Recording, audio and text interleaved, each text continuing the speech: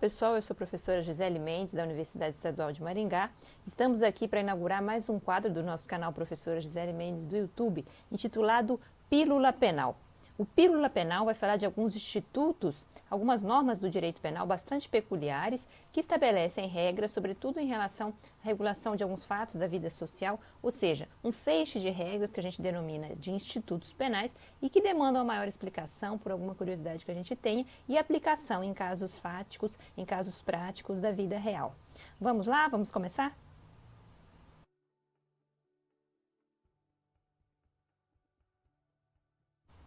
Bom, o Pílula Penal de hoje vai falar do Instituto da Imunidade Parlamentar. As imunidades parlamentares, que na verdade são de duas ordens, a imunidade material e a imunidade formal. Bom, pessoal, no Brasil e em muitos países, com vistas a garantir a independência do poder legislativo, os parlamentares em geral, senadores, deputados federais, deputados estaduais e vereadores, têm imunidades, ou seja, não vão responder perante a lei penal e perante o Poder Judiciário por alguns crimes ou também ser presos ou processados para que se garanta justamente a independência do Poder Legislativo. É importante saber que essas imunidades, sejam materiais ou formais, não estão ligadas à pessoa do parlamentar em si, mas sim à sua função. Ou seja, visa garantir a independência no exercício da sua função, independentemente de quem seja a pessoa daquele parlamentar. Essas imunidades, portanto, podem ser materiais ou formais, vamos distingui-las bem. A imunidade material é aquela que está no caput do artigo 53 da Constituição Federal Brasileira de 88 e diz respeito à imunidade por suas opiniões, palavras e votos. Ou seja, o deputado federal, o senador e também os deputados estaduais e vereadores, é importante que se diga, ela é bastante ampla, eles são invioláveis em suas opiniões, palavras e votos. O que isso quer dizer? Que se eles cometerem algum crime de palavra ou de opinião, na verdade, eles não vão responder criminalmente por este fato. É basicamente como se o crime não tivesse acontecido e a doutrina se divide entre entender que é um caso de atipicidade ou de irrelevância penal ou simplesmente uma excludente de punibilidade de maneira tal que a pena não seja aplicada a essas pessoas. Mas o fato é que, excluindo-se o tipo ou a própria punibilidade, essas pessoas, os parlamentares e também quem os assessore, as pessoas que redigem seus discursos, as organizações partidárias, jamais vão poder ser responsabilizadas por essa opinião, porque são opiniões, pessoal, que garantem a liberdade e a independência do Poder Legislativo. Mas é importante que se diga que a imunidade material, por suas opiniões, palavras e votos, ela diz respeito exclusivamente ao exercício da função. Ainda que não se esteja dentro do Congresso, dentro da Casa Legislativa, o parlamentar tem que estar opinando sobre algum assunto de interesse, de relevância para o exercício da função legislativa. A discussão, por exemplo, de um projeto de lei, uma votação importante, em que ele se manifeste, muitas vezes cometendo crimes de palavra. Quais são esses crimes de palavra ou opinião? Principalmente os crimes contra a honra, calúnia, injúria e difamação, e também crimes que têm a ver com a paz pública, né? Crimes de incitação ao crime ou de apologia a algum fato ou algum criminoso.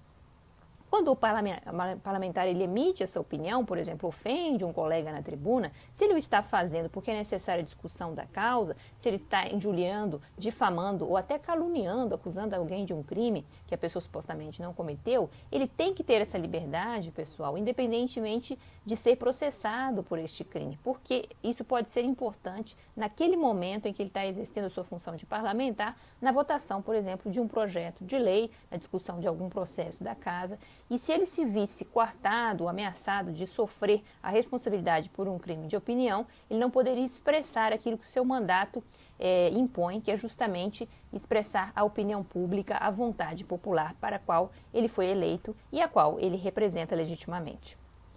Bom, essas imunidades materiais, elas dizem por respeito, portanto, aos senadores e deputados federais, de acordo com a Constituição, artigo 53, mas também a deputados estaduais e aos vereadores. Agora vamos às imunidades formais. As imunidades formais, elas são de duas ordens. São imunidades tanto de processo quanto de prisão. É importante dizer que as imunidades são institutos tanto material quanto formal que existem desde a Inglaterra, desde o século XVII, no Bill of Rights de 1688. Era o Freedom of Speech e o Freedom of Arrest, ou seja, liberdade de opinião, que a gente já explicou, e também a liberdade em relação à prisão, o Freedom of Arrest, que é o que a gente vai comentar agora. Na verdade, é a imunidade em relação à prisão Em relação ao processo, vamos lá, então são duas imunidades dentro da imunidade formal, prisão e processo. A imunidade em relação à prisão significa parlamentares não serão presos a não ser em flagrante de crime inafiançável. Eles não podem ser presos a não ser em flagrante de crime inafiançável. Isso significa que deputados federais e senadores, e também os deputados estaduais, é importante que se diga, mas essa imunidade não alcança o vereador no município, apenas senadores, deputados federais e estaduais, não poderão ser presos, a não ser que eles tenham cometido e estejam sendo presos em flagrante, ou seja, no momento da comissão ou acabando de cometer um crime considerado inafiançável pelo nosso Código de Processo Penal, por exemplo, um crime hediondo.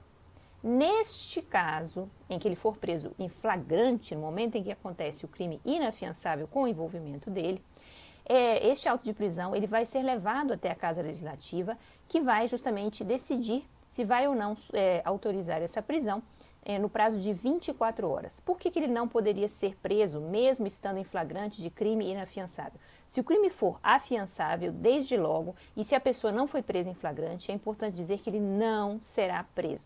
Se ele está sendo meramente processado por um crime, ele não será preso, até porque o crime já aconteceu no passado. Mas se o crime é atual, inafiançável, então esses autos são levados para que os colegas decidam na Casa Legislativa, no prazo de 24 horas, por maioria de seus membros, se realmente ele vai ser ou não preso. Vão decidir a respeito desta prisão. E sendo um crime inafiançável, em que ele foi preso, a liberdade e a garantia da prisão justamente para que ele possa continuar exercendo a sua função de parlamentar. Então, o fundamento para que isso aconteça é justamente a liberdade do Poder Legislativo, a autonomia da sua função, para que ele não seja coartado novamente através de uma prisão supostamente ilegal, uma perseguição, em que se tenha, por exemplo, forjado uma situação para que ele seja preso e os colegas não possam decidir se ele continua ou não a exercer o mandato para o qual foi legitimamente eleito. E caso ele esteja sendo processado por algum crime, aí nós temos a situação da imunidade processual. O que acontece se ele cometeu algum crime após o exercício do seu mandato, então cometeu o crime após o exercício do seu mandato. A gente sabe que se for um crime inafiançável e flagrante, ele pode vir a ser preso. Mas vamos imaginar que ele está sendo processado por um crime que não cabe nessa situação e justamente este processo ele só vai poder ser continuado com autorização da maioria da Casa Legislativa. Ou seja, se a pessoa teve a sua denúncia recebida por um juiz, foi denunciado pelo Ministério Público e esse parlamentar teve a sua denúncia recebida por um juiz, esses autos também vão ser remetidos à Casa Legislativa respectiva, Câmara dos Deputados, Senado Federal ou então Assembleia Legislativa dos Estados, lembrando que os vereadores aqui não entram na imunidade formal, e a respeito do processar esta pessoa, já não falando mais de prisão em flagrante, mas falando justamente do andamento do processo, a Constituição Federal, nos seus parágrafos 1º, 2º, 3º, 4º e 5º, fala justamente da possibilidade de a respectiva Casa Legislativa sustar o andamento desta ação penal. Então, nós falamos agora não mais de prisão, mas de processo. Por que ela vai suspender? Justamente para que a pessoa continue a exercer livremente o seu mandato, o mandato para o qual ele foi eleito. Ou seja, não se veja implicado em responder o processo criminal durante o exercício do mandato. Caso a Casa decida, em sua maioria, pela sustação do processo, isso vai implicar também, pessoal, a sustação e a suspensão da prescrição penal. Isso é importante, porque uma vez que o parlamentar ele esteja desempenhando o mandato, às vezes por muitos anos, os senadores, por exemplo, são eleitos por 8 anos, pode acontecer eventualmente a prescrição de um crime. Mas a própria Constituição garante, no seu parágrafo 4º do artigo 53, que a prescrição não correrá. Ela ficará suspensa, o que viabiliza que o processo continue após encerrado o mandato do parlamentar. Então, nós temos na imunidade formal e imunidade processual essa suspensão por maioria absoluta da Casa Legislativa respectiva, mas, embora o processo não esteja correndo e a pessoa não tenha que se preocupar em responder processo algum, a prescrição estará paralisada e, terminado esse mandato, volta a correr a prescrição e o parlamentar será normalmente processado. Já a imunidade material, que diz respeito à opinião, palavras e votos, uma vez encerrado o mandato, o parlamentar não pode ser abarcado por nenhuma responsabilidade penal, ok? Ela vale materialmente para suas opiniões durante o mandato e, claro, logo após, senão ele ficaria bastante cerceado no exercício dessa função parlamentar. A imunidade processual, primeiro, é de prisão, que só pode acontecer em flagrante de crime inafiançável. E em segundo lugar, a imunidade formal, que diz respeito ao processo. Ela, sim, depois poderá ser exercida, a prisão e o processo poderão ser exercidos após o encerramento do mandato do parlamentar. Lembrando que ambas as garantias, elas dizem respeito à liberdade, à legitimidade do exercício do poder legislativo, para o qual os parlamentares são eleitos legitimamente pela população brasileira. Este é o fundamento e não é para privilegiar pessoa alguma, mas sim para garantir o exercício da função parlamentar. Bom, este foi o nosso Pílula Penal de hoje, nosso primeiro Pílula Penal. Espero que vocês tenham gostado e voltamos proximamente com a explicação de mais institutos penais importantes no nosso país. Muito obrigada e até a próxima.